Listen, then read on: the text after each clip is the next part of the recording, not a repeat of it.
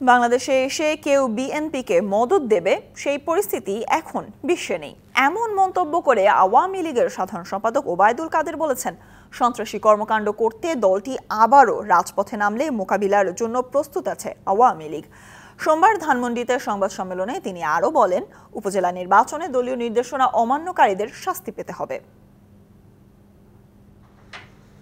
সমসাময়িক নানা বিষয় নিয়ে ধানমন্ডিতে দলীয় সভাপতির রাজনৈতিক কার্যালয়ে আওয়ামী লীগের সংবাদ সম্মেলন।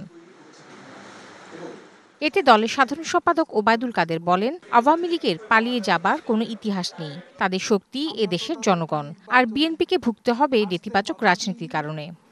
নির্বাচনে আসেনি, এর জন্য তারা যে গ্রেভ মিস্টেক করেছে সেটা মূল্য তাদেরকে দিতে হচ্ছে এবং আগামী দিনে আরো মাসুল গুনতে হবে। অগ্নিসন্ত্রাস নিয়ে আবারও রাজপথে নাম, তাহলে আমরা মোকাবিলার জন্য প্রস্তুত আছি। ডোনাল্ড ট্রুর সফর প্রসঙ্গে আওয়ামী লীগ সাধারণ সম্পাদক জানান, কেউ এদেশে এসে বিএনপিকে মদদ দেবে সেই বিশ্ব পরিস্থিতি নেই। যারা দাপট দেখাতো তাদের ক্ষমতা সংকুচিত হয়ে গেছে মধ্যপ্রাচ্যে। কেউ আমাদের দেশে এসে এখানে বিএনপিকে আবারও মদদ দেবে, চাঙ্গা করবে, সেই পরিস্থিতি বোধ এখন বিশ্ব রাজনীতিতে মোটেই নেই।